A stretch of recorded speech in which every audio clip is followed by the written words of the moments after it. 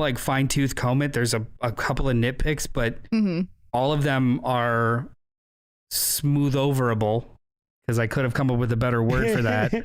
All of them could be smoothed over by how much charm and how sweet and earnest a lot of these characters are, and how much I didn't want them to be hurt. Young drunk. Skiddly-doo-doo. Skiddly-doo-diddly-doo. What's up to our sidekicks and henchfolk out there in the Geek Nation? Welcome to a nasty CultPop podcast, episode 84, a show where we talk about movies and comics and video nasties and all the other things that scratch your nerdy itches. Is it episode 83? Note from the producer. He had mentioned that I might have my numbers wrong. This is 83. Oh, episode 83. Oh, whoopsie doodles. Really tried to get away with an extra one, but thanks for nothing. We're coming to you live from Young Chunk HQ, wherein Dylan will keep track of our numbers. It's a bomb-ass podcasting production space in Philadelphia, PA. I'm your local video store manager, JD of Johnny Destructo's Hero Complex, which is a comic store located at 4327 Main Street, a super rad comic shop which caters to super rad folks just like you. So come in and give me a little... Don't do that. Don't do that. he Don't do consented. that. Nah, don't do that. Don't do Maybe, that. He's there on Sundays. Right. Don't give him a little... Well, also, ask in the moment, because consent can immediately be taken. That is true. You're right. I'm sorry. Just don't come in expecting... He's open to it. Yes, I am. Just ask, hey, are you into nipple play? Case by case basis, right now. In this moment. Because also that's an open-ended question. That's true. In general. Right. In this moment, are you into nipple right play? now. It could be that someone shows up immediately after Alice was here, and she always wrecks them. She really gets in there and just really strong forearms. Nurples. She's got literal sandpaper gloves. Pincers. Alice. Yeah, she wears little lobster claws. With me tonight to talk is Noel. What's up? And Alice. Hey. Nipple play. Also in the booth is our trusty producer, Dylan. We already did all that. Before we jump into tonight's show, we want to thank you for joining us. If you're here with us live, which you're probably not, feel free to comment, like, subscribe, because this isn't a live show right now. And hit the bell icon so you know when we go live. Oh, we got to bring it up. I do. I was going to say, it's irrelevant. It's obvious, but you don't always have to say how obvious it is. We'll you just kind of roll. We'll probably be in the chat. We will be in the chat because we're not going to be, whatever. For tonight's main comic, we're going to be reviewing the recently collected 2023 comic book miniseries, The Nasty, a coming-of-age tale about horror-obsessed teens in 1994 Scotland from Vault Comics. So, what did I want to say? I want to say that we have an email. We got letters. We have letter. Oh, letters? We got lots and lots and lots and lots of letters. I'm just going to stare at you because you're going to do it every time. Well, Brian said he never did it. So do I not do it? Do what? Sing? Wouldn't sing. Oh, you always sing. You have to sing. Okay. This is from Pink Apocalypse, friend of the show, Pink Apocalypse. Friend of the world. Friend of animals. Friend of plants. Like-minded people. Friends of humanity. Pink Apocalypse. Noel indirectly mentioned something during your Furiosa convo that compelled me to admit something. Uh-oh. I have a very particular movie fetish. Oh. My movie fetish is nipple play. Sandy nipple play, though, because it was Furiosa. My movie fetish is conversation. I have eyeline to the producer, and he almost spit all over the board. Spit take. For that one. Thank you. Sandy nipple play. That's actually a good band name. If you want to go ahead and take it, you can. My movie fetish is conversations without dialogue. I'll give two examples from nerd movies to cast the widest statistical net, hoping people get it. All right. Ready. In Aliens, Ripley is clutching Newt and stumbles into the Hive Queen. Ripley gawks up at her, and the Queen directs several warriors to attack. Ripley sees them, gives a flamethrower blast over the eggs to send a message, and the Queen directs the warriors to back off. Then, while Ripley is backing away, the Queen directs an egg to hatch next to Ripley instead. Ripley sees it, gives a "Are you fucking serious?" look, and opens fire while retreating. I love that fucking movie so much. That sequence is perfect. Yeah. The second is the table scene in Unbreakable by M. Night Shyamalan. When Bruce Willis's son is too angry to speak to him over Willis's denial of being different, Willis slides a newspaper toward him with the hero story, admitting the truth. His son tears up, but Willis urges him to remain quiet, a secret they have to share. I could give more examples, but they would be obscure. When I hear reviews that complain about minimal dialogue, I get excited. Do any of you have a particular movie fetish? Stay cool, Pink. So, just right off the bat, last week's episode, we talked about A Quiet Place 1 and A Quiet Place 2. And I feel like if both of those movies have that. Yeah. Well, do you have as far as that particular, as far as your movie fetish, Pink, is concerned? Pink, can you follow-up question to your email, which is absolutely fantastic, and Wonderful. I appreciate and agree. Also, too, the idea that good writing is over expository paragraphs of flowery bullshit is so false, because it is that. Like, that scene in Alien was written, and it was just minimized in such a effective way that it was dialogueless. But I want to ask you if this counts as a dialogueless scene. It's only like 2 seconds of screen time, but it's like my favorite 2 seconds of screen time in almost any movie. It's in From Dusk Till Dawn. I think I've talked to you about this before. Okay. Have you seen Dusk Till Dawn? No. Sorry. Talk about it anyway. Are you Quentin Tarantino and Robert Rodriguez. Yeah. Dusk Till Yeah, I'm aware. So you know what it's about? Yeah. Okay. Keep going. Damn it. Sorry. So The fun of that movie is not knowing what it's about. there's a halfway through the movie, there's a scene where all shit breaks loose, vampires everywhere. And Salma Hayek, the head vampire in this moment, is throwing bodies, and she sees her prey at the end of the room. It's George Clooney. George Clooney is like fending off people. He sees her coming. He doesn't have a weapon. He has nothing that he can do, and she's coming at him faster. And there's one like really close-up shot of him, and he just cracks his neck and bares his jaw like he's preparing for her hit, and then she flies him across the room. But that 2 seconds of him just like doing that Like, all right. is almost like the best character work for that scene. And I literally, my VHS, I would just rewind it over and over again, because it was just like, it was one of those early moments of realizing like acting isn't necessarily dialogue. It's everything about the scene, including how much you don't do. And I fucking love that. I love that scene. I often wonder about how things like that are written. Like, is that something he did on the day and they were like, keep it awesome? Yeah. Was that something that was in the script where like, okay, get ready to take a hit? Because that does seem like a very Clooney thing. Something Clooney that seems small, like, probably on the day. yeah. But an entire sequence, all of Groot's dialogue is written out. Yeah. Yeah. Each of his I am Groot's has an actual sentence behind it. There's an English version somewhere that they just won't reveal, but that's all dialogue written out, and they like peel back because the people in the scene need to know what's going to happen. But yeah. But I love that shit. I don't know if I have another. I don't know if I. This doesn't really count as a conversation, but when Ben Skywalker does the oh my god, and then he reaches behind his back. Yeah. Reaches behind his back. Shrug. Also, an excellent like character choice in the moment is just like, yeah, and then just what's yours? Mine would be in horror movies. I think the kids nowadays call this a good for her horror movie. And my example would be Carrie, where she has been bullied relentlessly her entire life. Her mother abuses her, and then at the end she just fucks everybody up. Like, you know what? Good for her. Good for her. I like that. I like that's like my thing. I'm into like women in horror movies when like everything has gone wrong for them, and even if they become the villain at the end, if I understand, I'm like, you know what? Good for her. You stole mine. No, damn it.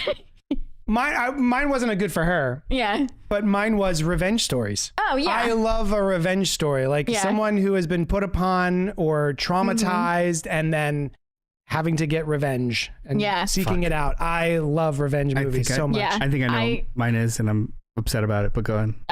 Mine specific. I don't know why specifically it's what I mean, because I am a woman. That makes sense. Mine is specifically when it's good. I mean, sorry. Yes. I love that shit too. Yeah. I Sit on Your Grave. Yes. Come on.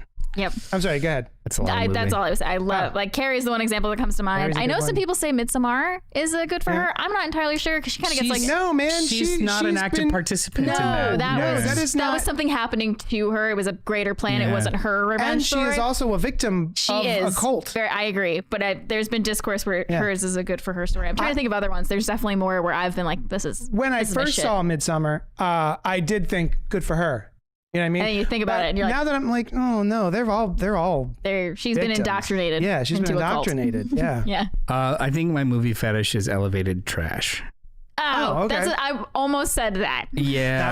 Is that wet puppets? Wet puppets. Wet puppets is a fetish and a half. Yeah. He loves wet puppets. No, elevated trash. I talked about it last week with Battleship, movies like Bad Boys, Fast and Furious. They're inherently trash.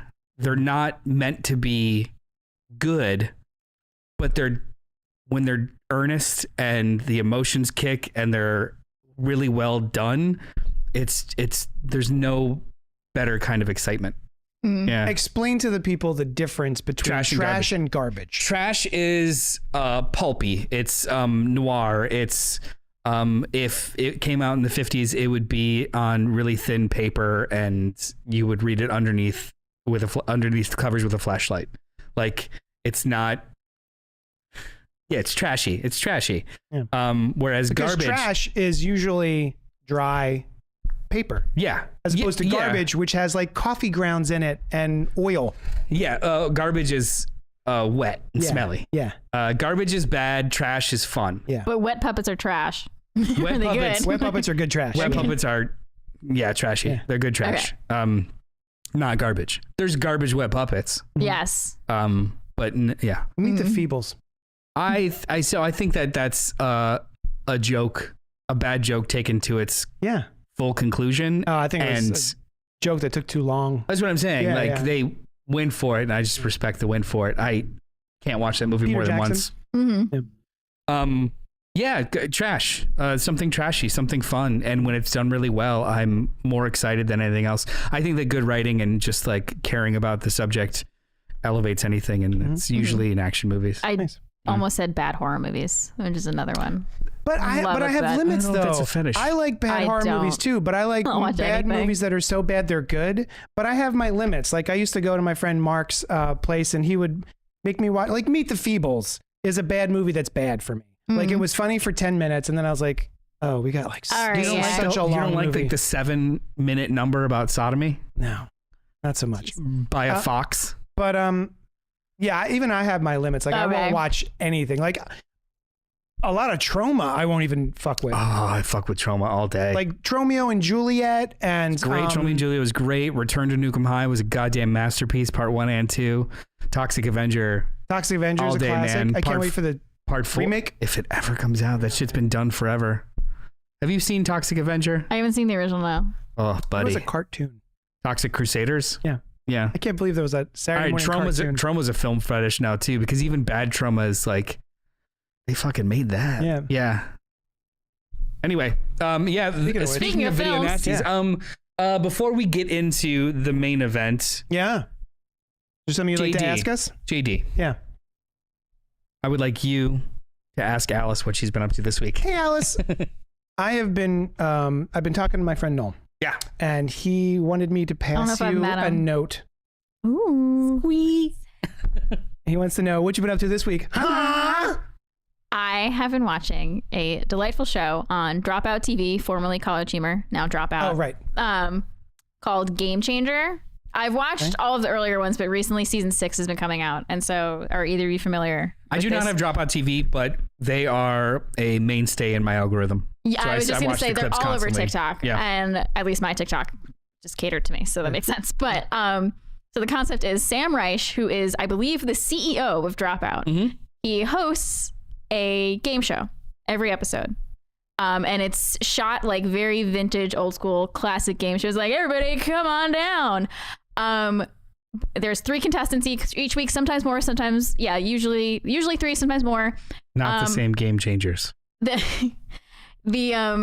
game is different each episode, but I have seen this. But the players don't know what game they're walking into. Yeah. And they're all improv comedians, so they're all this is their shit. Like this is all so funny. It's an unstructured version of Whose Line? Mm-hmm. Whose line is it anyway? That's Make Some Noise is more like that, which was a spin-off of this one. Oh. This Game Changers, he did one episode that was strictly like, give me an impression of this. Or like, he wouldn't even say, give me an impression. He would just put a name on the board and it would be like, duck. Yeah. And then they were like, do you want us to say duck? Do you want us to describe a duck? Or do you just want to make a duck noise? And then the person who made a duck noise got a point. Yeah.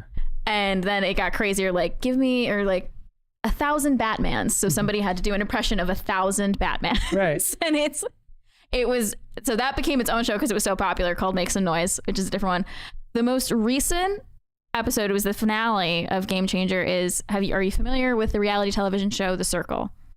No. Minimally. I have seen I haven't minutes watched of it. either, but he took I think it was 7 of them, like all people who work for Dropout TV. They all had to stay in a separate hotel room, which he like tailored to their specific taste. So Brennan Lee Mulligan, who's a very well-known DM, was one of the people on it, and he had a Dungeons and Dragon room for him. Oh, that's cool. But they each had to make up a persona and make a social media account for this persona, and they all interact with each other. They have to try and guess who is who. And they don't know which of their cast members are there. Right. And he threw in a random 8th person who isn't part of the cast, but like another well-known comedian. Yeah.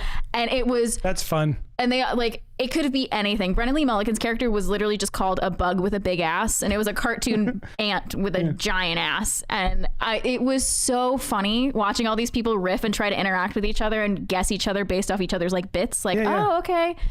Zach Oyama talks like this a lot. I think he's Grandma Sweetie, which was his character. It was so funny. It was just a grandma who didn't know how to use the computer. So it was so good. Anyway, highly recommend. It sounds awesome. That sounds very intricate. All the games are so intricate. There's some, oh my God, there's a recurring one called Sam Says, which is literally just Simon Says. And it's become popular because the characters dread when they're on that one because he gets so nitty gritty with like everything. He'll like pretend the game's over. He'll send them on. He's like, hey, like, thanks for playing, guys. Like, you can go outside now. And like, I have a party bus waiting for you. But then like, there'll be like a sign on the party bus, be like, remember, the game's still going on. Don't do this. Don't do this. Don't do this. Sam says, don't do this. And then they come back in and they think they're like getting ready to go. And he's like, all right, you lost 3 points. You lost 10 points. And they're like, that's so fun. I like good. that. That's it's cool. a lot of fun. And how do you get Dropout TV? You have to subscribe on Drop. It's its own website, its own streaming. They have some content on YouTube. Like a lot of the Dimension 20 stuff, which is their D&D stuff. That's how I got into Dropout, is on YouTube. But I think you have to subscribe on Dropout TV. I think it's like $5 a month, maybe. It's worth it to me. Sub question: what is your login?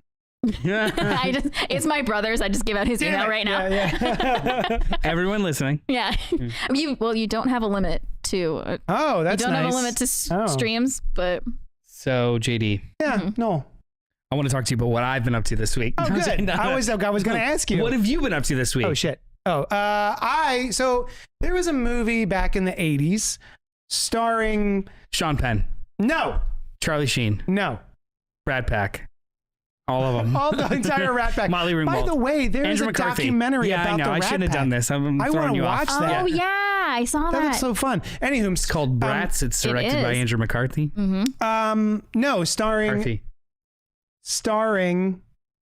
Oh man, now you messed me up. What's Harrison his name? Ford, Harrison man. Ford. Yeah. Oh god damn it! And it was called Presumed Innocent.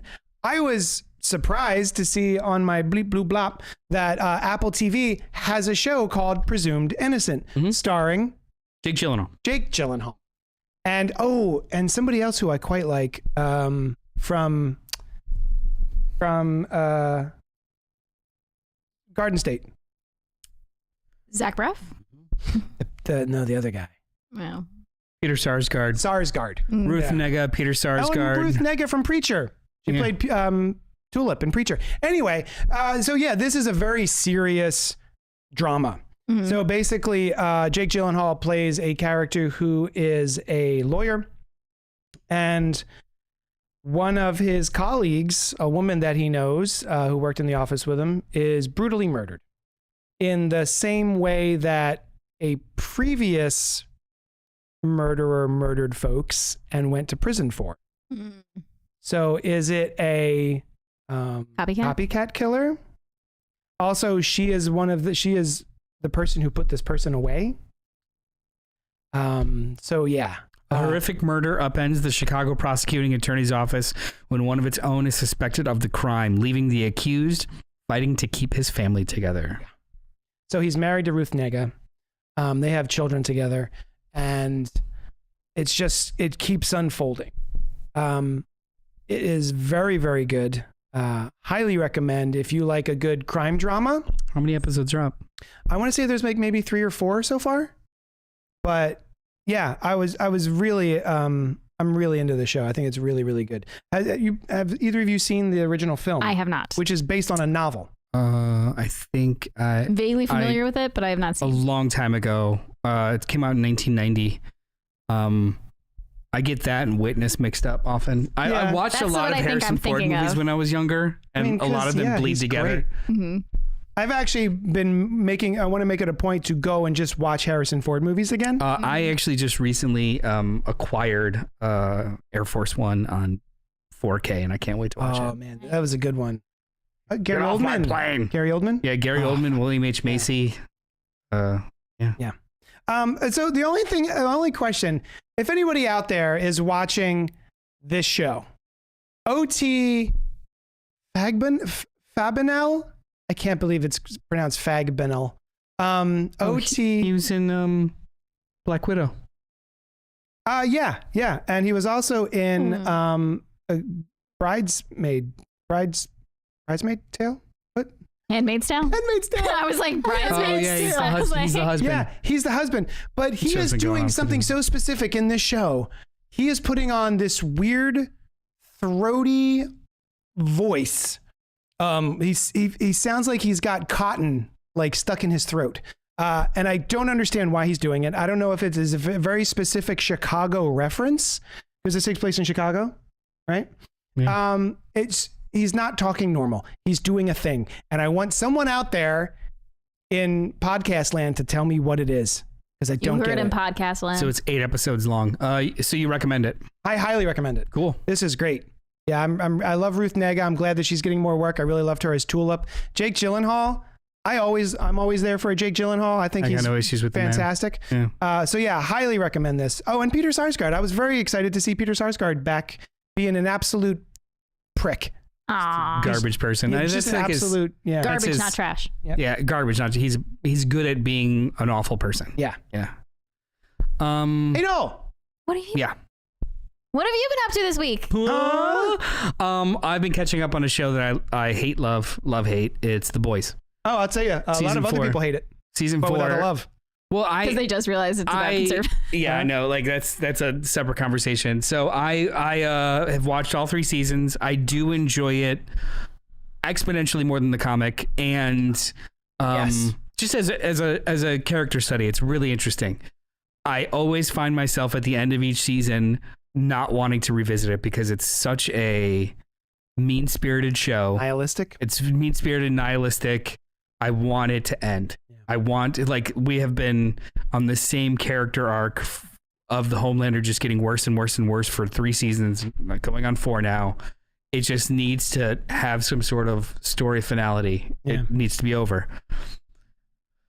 Season 4 started. I was always going to watch it, but everyone kind of freaked out about it because I think there's a contingent online who have realized that the satire is about them and not for them, which I find fucking awesome. The fact that it took more than 1 episode is boggling. I am boggled. It's weird, but they also announced that the upcoming season 5 is the end. Oh, okay. It's over. It's going to have an actual finite ending and we're good. So I'm like, oh, cool. Mm-hmm. I'm more excited about this now because I love endings. So the first 3 episodes dropped and they're great. Yeah. Yeah. It's more of the same. It's really awful. People being awful to each other. There's specifically a subplot about a character called Firecracker, who is a conspiracy theorist, has a YouTube show, talks about adrenochrome and all that stuff. But in the superheroes, come on, don't you know? Adrenochrome? Drinking baby's blood for the adrenochrome to stay young. Yeah, that's what all the Dems are doing. Do you know what this is? You know. Yeah. I've never heard of this. That's what all the Democrats are doing. And Tom Hanks and Oprah Winfrey. You guys have been drinking They've been. No not one's me. given me Don't, any. Hey. Hey. It's just these deep in the weeds kind of bullshit conspiracy theory stuff, and there's like an actual Pizzagate. character for it. That type stuff. Actually, like the third episode has people. So like the show starts. It's a sit. Yeah. The show starts this season from where it left off last, where it's the Homelander in public killed somebody. He like lasered a dude's head off that threw a can at his son. Yeah. An empty can. Yeah. He's on trial. And Starlight, he's actually on trial. I've seen the photos of this, and they're Starlight has a contingent of protesters who are like, he has to pay and blah, blah, blah. And then the Homelander has a contingent of protesters. So it's basically like a small January 6th / Antifa thing happening. Yeah. And I forgot where I was going with this, but it's ripe for being very prescient about some very mentally precious people who are hateful. And it's really funny. Man said it's mentally precious. Yeah. I mean, they can't take conversations, so they're mentally precious. I love that you just come on? I love that. Anyway, I've never heard that before. You're welcome. That's a Noelism. I love it. Yeah. A Noelism. It's a good show. Yeah. I love The Boys. Yeah. I hated the comic book. Not for me. But The Boys TV show is miles above the comic book. Why did you hate the comic book, if I can ask? My number one comic book of all time is Preacher by Garth Ennis. Mm-hmm. This is another series by Garth Ennis that came after Preacher finished, and I was excited. I was like, ooh, here we go. So the thing about Preacher is that there is an element of edgelordy. How can I top the last ridiculous thing I did? Okay. How can I shock the reader, right? But it is wrapped up in a really lovely relationship story, best friend story. There's a lot of heart and character to Preacher as a piece. And I was very excited about The Boys. For me, The Boys is all of that edgelord. How can I outdo the last gross thing I did this week or this month without the heart? Any heart. Okay. Well, I was gonna say, like in the comic. So if you want to compare Preacher. Garth Ennis, I read it understanding, or at least feeling, that Garth Ennis loved these characters, and then there was shit happening around it. Garth Ennis hates superheroes. Yeah, he's upset. Yeah, I have heard this already. He did not like those. Like, none of the characters in The Boys is redeemable. And if somebody's going to come at me and be like, Huey's redeemable, Huey's milquetoast, and the plot happens to him the whole fucking time in the comic. He's not an active agent up until the very end. And if you lasted that long, cool. I did not. I did like that he was drawn to look exactly like Simon Pegg, who plays Huey's father in the show. Yeah. Nice. It was I have tried to read The Boys on multiple occasions, up to even the last reprint of the Omnis. And I was like, I'm going to do it. I'm going to read it. Everyone's talking about it. I'll finally get through it. Because I was getting it in issues. Like, okay, if anybody doesn't know, if you remember, The Boys was published at Wildstorm by DC, first 6 issues. Oh.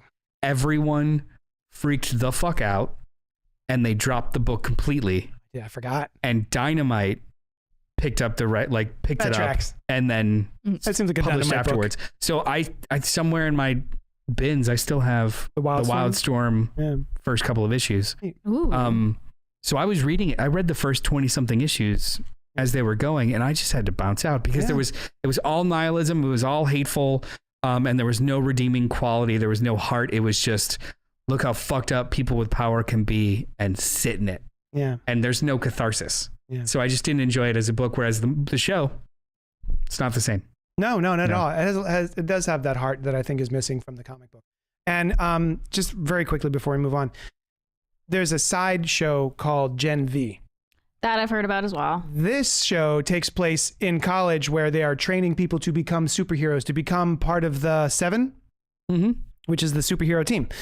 This show has, I think, more heart than even the Boys TV show has, because you're following these people who generally want to do well and they want to help people. That's why they go to this college, is to learn to be superheroes. And so I really am more tuned into their struggles and what they're going through. And also a lot of their superpowers are kind of one-to-one what a lot of kids go through going to college. One of them is bulimic. And in order to get small, she has to throw up her food. So yeah, it's like stuff like that. I really like Gen V. If you haven't checked it out, highly recommend. Was that it? Did we do it? Yeah, we did it. So that's what we've been up to this week. I'll tell you something else we've been up to this week because Alice. That's me. There she is. Who? Me. We were like, Alice, if you could make us, that's my fetish. Having people tell me what media to consume. So we said, Alice, can you tell us something that we should check out? And you said, The Nasty. The Nasty. The Nasty, published by Vault Comics, written by John Leese, with art by Adam Cahoon, K. Michael Russell, and Jim Campbell. Scotland, 1994. 18-year-old Thumper Connell still has an imaginary friend, the masked killer from his favorite slasher film. Thumper is obsessed with horror and always has been. He fills his time with scary VHS rentals and hanging out with his fellow fans, the Murder Club. Yep. But everything changes when his local video shop acquires one of the notorious films known as Video Nasties, films so scary that they're the target of the British Moral Decency League's crusade to ban and burn. But it's only a movie, right? It's all just imaginary, isn't it? A story about the perception of evil, the power of genre, the love of fandom, the need to create art. Oh, and crap your pants terror. So I don't know how to start this conversation in so much as on this side of the table, we're older than you. Yes. Just barely. So I left. I wanted to, whatever. I'll take it. Video Nasty. Yeah. Were you familiar with the terminology Video Nasty and what that was before reading this? But I impressed people that I knew what it was. Later on, I was having a conversation with someone we know from the UK who also loves horror, and he was telling me about how his dad used to trade Video Nasties. Really? And he's like, oh, you might not know what that is. And I'm like, oh, I do. I know all about it. I'm sorry, have you heard of this comic book? That's about exactly what you're talking about? I did add to the notes what a video nasty is for anyone that doesn't know. It's a colloquial term popularized in the National Viewers and Listeners Association in the UK to refer to a number of films, typically low-budget horror or exploitation films, distributed on video cassette that were criticized for their violent content and by the press, social commentators, and various religious organizations in the early 80s. This lasted all the way through most of the 90s, and they released a list of 72 films that the office believed to violate the Obscene Publications Act of 1959. There are many on here that I've never heard of, and then some that are very, very popular in the States. But there was 2 sections of prosecuted films and then ones that were unprosecuted. Oh. Like the prosecuted films were the ones that they all watched and were like, make these changes, never. And the unprosecuted ones were the movies that were submitted to them of like, is this going to be okay? Are you like, and then suggested to make cuts or not if they were going to get released. Movies like The Evil Dead. Really? The Thing, Cannibal Holocaust. Yeah, that tracks. John Carpenter's The Thing? Yeah. I was just going to ask which one. Yeah. What? The Beyond, The Boogeyman, Cannibal Terror, Contamination, Dead and Buried, Death Trap, Delirium, Don't Go in the House. Don't. Yeah, that was so good. Possession. Possession. Yeah. Yeah, I get that one too.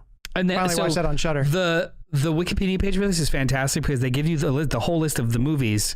But it's a to-do list. But they basically, honestly, I'm like, okay, watch that. Where the information is available, they'll tell you when it was released, how much was cut from it, and when the uncut version was released. So, one of the nasties. Let's look up a good one.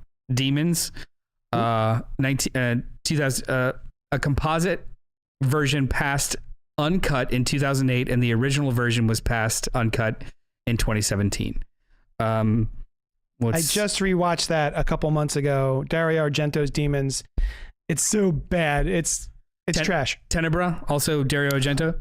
It originally passed for cuts for the cinema, but the rules were different for video cassette than for cinema, which is a part of this book. Which we learned in this book. I couldn't believe it. It was released. I'm sorry, I lost. So arbitrary and weird, right? Yeah, it was released with 5 seconds cut in 1999 for video, but then re-released uncut in 2003. So this was happening for basically 20 fucking years, where the British government had a stranglehold on home releases, which was so wild. Yeah, so then now you've got bootlegs and small video stores that are passing along video nasties. I am seeing murmurings online about the upcoming election and a certain handbook that has been created in order to get things rolling on day one. 25? Yeah. There was a whole episode of it on John Oliver. Yeah. So, and I'm hearing that some of that also deals with stuff like this and censoring and God. So weird. Yeah. So Alice was like, read this shit. So he read this shit. Can I say where I heard about it first? Sure. On a really cool podcast called Fresh Floppies. Hey! Available every Wednesday. Yeah. Fresh Floppies is a show that Noel and I do on Wednesday mornings. Spoiler-free reviews of the comics that come out that day, and we reviewed issue number 1. Yeah, I think I remember. And I think I immediately went and I subscribed. I didn't even read it. I was like, subscribe me for that. Grab me one. Why are you so awesome? I remember seeing this in the previews catalog and just liking the log line, because comic books are so wonderful in the way that they could focus. This is an 8-issue miniseries about an incredibly specific, bespoke conflict in the middle of a nothing town in Scotland that only some people know about, and most of them are deep in their 40s. Yeah. But comics is a place where you can explore that. So I remember reading the solicitations and being like, hey, let's just issue 1. Let's just try it. And both of us, I remember liking it. Yeah. Yeah, we really liked it. And I continued to get it, but I didn't read it until this week. Yeah. I just continued to get the issues like, I'm gonna get back at this. I'm gonna get back at this. And I didn't until this week. Same. Yeah. Exact same. I wound up grabbing the trade paperback, which just came out 2 weeks ago. Yeah.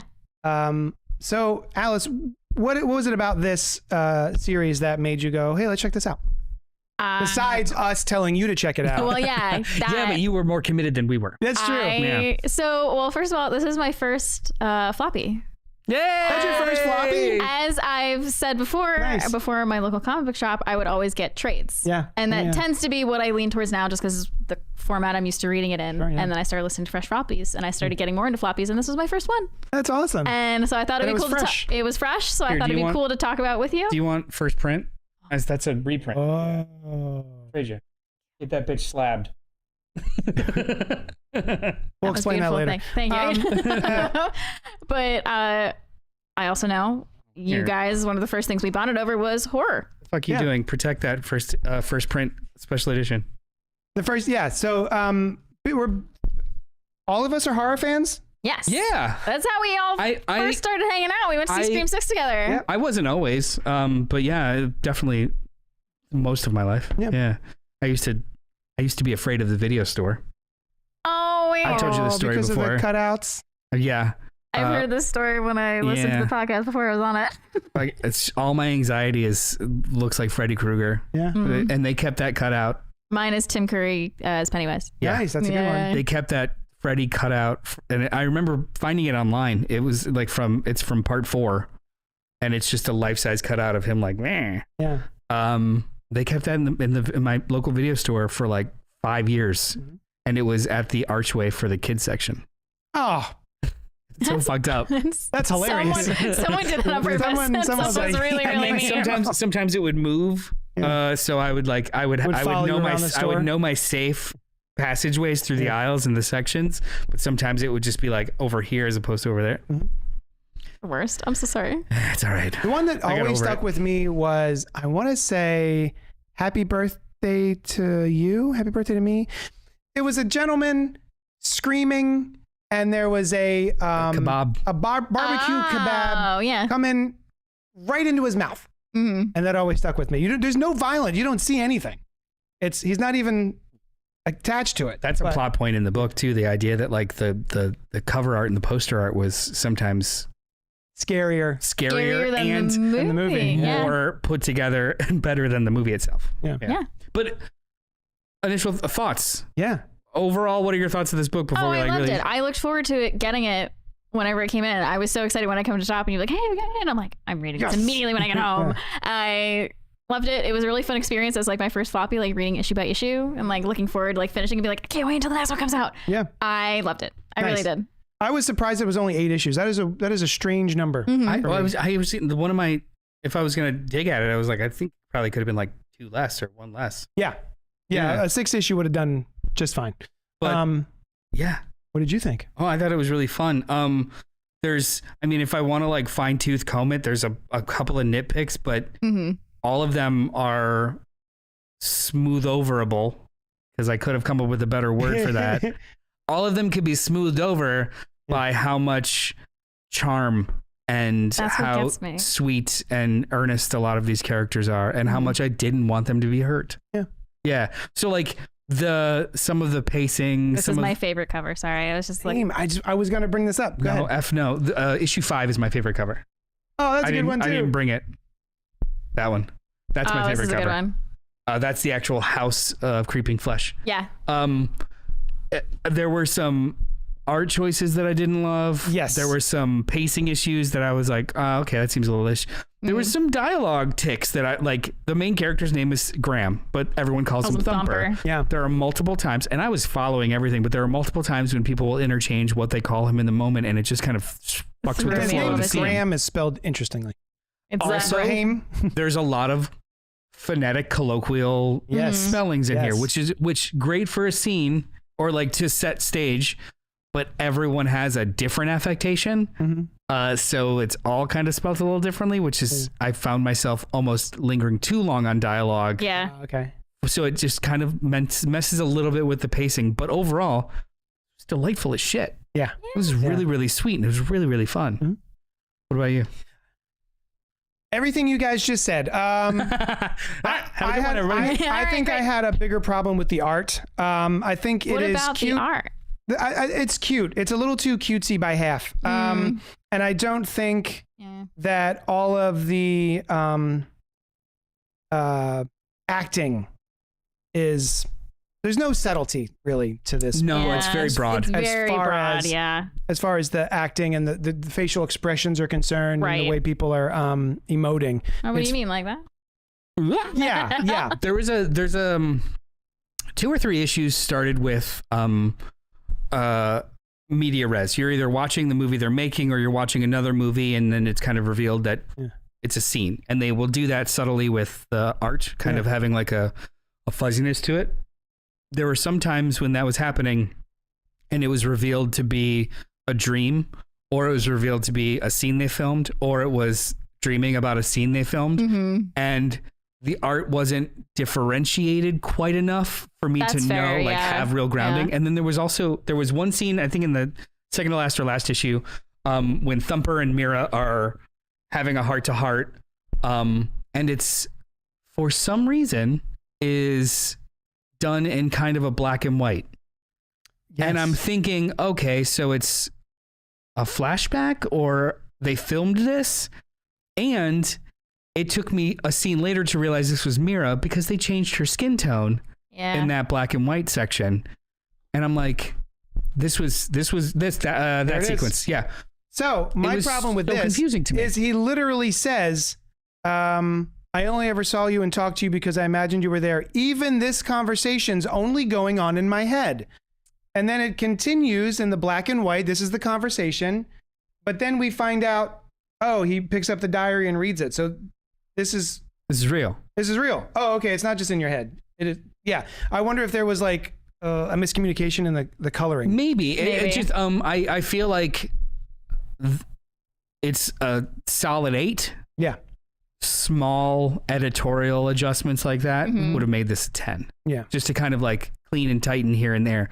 But I had never read anything from this writer or this artist before. And this is their first. It's a name I will it's a banger. Hang on to. Like this is just, there's so much fucking charm. And I love something that focuses on a niche specific topic. Yeah. And you don't need to know about that topic. Yeah. I didn't know about Video Nasties. I love video stores. I love crazy horror movies. Another series that you and I are enjoying right now. And today's episode of Fresh Floppies, which hasn't dropped yet, you and I talked about Grommets. Yeah. Grommets number 2, which is another really awesome comic book that takes place in the 1985. And it's about 2 skaters in California and just their lives being skaters, in high schoolers. And in this particular issue, you felt too many references. Like, hey, look at this reference and look at this reference. Did you have any problem with the nasty? No. I was just gonna ask. I was gonna say I loved their so instead of Friday the 13th, they have Labor Day. Yeah. Which is that. where is it? Dark Ennis is his name? Red Ennis. Red Ennis. But what a strange name. These are all. He's clearly supposed to be like Jason. Jason He Voorhees. attacks people. You can't lot of see on these- my shirt, Jason Voorhees. It's Jason Voorhees. This is a design by Johnny Destructo at Johnny Destructo's Hero Complex at 4327 Main Street. That's the one. Here in Manning, Yeah. Nice. I didn't mind it because these were all they made up a lot of them. Actually, one of my favorite parts of this was when they're in the video store, reading the names on posters. I was going to say I loved the made up background. They're their horror movies in their universe. I loved. Whereas the Grommets was they go out of their way to make a specific reference to a specific thing in a way that's inorganic to how normal people will talk to each other. Mm-hmm. Like it would be the equivalent if Thumper is just like, hey Mira, did you watch that extended scene cut of Friday the 13th part 7? Yeah. And that one on VHS? On VHS? No, I prefer beta because I have nothing in the dialogue is inorganic or not much, if at all, in the dialogue is inorganic in this book. Whereas with that one, it became overly reference heavy. Yeah. Mm-hmm. Some of the movie posters are Moby Nipple instead of Moby Dick. Oscar's Revenge 11, which is a pug with a Tommy gun. The Taxman, I would watch. I believe this says Plague of Dicks. Incredible. Yeah. Some of the video nasties that the guy has on his shelf that he's Horny Death Goblin, House of Creeping Flesh, Ice Pick Killer, nasty. Yeah. In Uranus, Jane Eyre, and Jane Eyre. That's pretty good. Jane Eyre, that's pretty good. Yeah, some of these. Imagine that's supposed to be Pride, Prejudice, and Zombies, but in their universe. This is. I love this stuff. There's just so much charm. The charm is what got me. Yeah. I think I just saw past all the other stuff because I was like, it's so charming. There's a movie on the shelf called Furry Road. Yeah. Nice. Funt. Okay. But it's a picture of an old lady waving. Funt. And then my favorite, Dune with two O's. Yeah. And a nice. And Dune. Yeah. Incredible. Right, because it's Scottish. Yeah. Dune. Oh, for fuck's sake. That was good. The nasty basically is we have our main character. He grows up watching not Friday the 13th, Labor Day slasher movies. And then we discover in the first issue that this Red Ennis, who is not Jason Voorhees, is basically his childhood friend. Yeah, and imaginary friend, imaginary friend. Thank you. A magical videotape makes him a little bit more real. And other people can see him. And hilarity ensues. And so there's a struggling video rental shop. And so have you ever gone? The 24-hour horror movie marathon. I've been to the 12-hour exploitation. From Exhumed. Yeah. And so basically, Not Exhumed is coming to do a 3-day horror movie marathon where they're going to be checking out video nasties. And the owner of this rental spot found the most nasty of all the video nasties on cassette tape or a videotape. Nobody has ever seen it, and they're going to be showing it, and that's how they're going to start to make money to save this video shop. And then then shit pops out from there. I would totally pick this up. This is one of those books that you won't really hear about unless you seek it out. It's The Nasty by Vault. Also, if I can make a recommendation that I kept thinking about while reading this, speaking of a videotape that is kind of cursed, there is a Shudder produced audio podcast called The White Tapes. Ooh. And it is a found footage. Love found footage. Podcast. That's which I listened to incredible. a couple years ago, and I think you'd like it. It's really good. So yeah, they're basically recording what's happening. Before we run away, what do you got there? Well, if you are like us and you also like horror and you like comic books, then you should also check out maybe Creepshow. Love Creepshow this. is back. I don't know if you guys are aware, but Creepshow was 2 really awesome anthology series from the 80s. The first one was from Stephen King and A bunch. not John Carpenter. No, it wasn't John It was Carpenter. Craven, somebody. And now the TV show is back on Shudder. There's a new Creepshow. Greg But Nicotero. There's Greg Nicotero from The Walking Dead. And yeah, so this is an anthology comic book by way of the Tales from the Crypt, like the old EC comics. Very but fun. Modern. I read it. George Romero. Romero, Yeah, thank you. Duh. And one of my favorite horror graphic novels of the past maybe 6 years. Joe Hill is the son of Stephen King, and he had his own imprint at DC Comics called The Hill House, where he was curating a bunch of comic book series from different writers. And one of the ones he did was actually called Basket Full of Heads. And this is I was going to say, you've read this, right? so good. Speaking of Tales from the Crypt, it feels very much in line with that sort of sensibility. Yeah. Kind of a horror comedy. Yeah. Trash. Super trashy. It is takes place in the 70s. It is a home invasion story, but with a twist. She comes across an axe, and while protecting the house, anybody she decapitates with this axe stays alive. Not just decapitation, but yeah, the axe keeps whatever it's severed alive. Yeah, it's highly awesome. recommend. There's also a sequel called Refrigerator Full of Heads. So yeah, if you're looking for some good horror comics, get them. Do it. Anything else? No, these are great reads, man. Yeah, check them out. Check it out at your Thanks for local being my comic horror shop. friends. I love it. Hey. Solid. All right.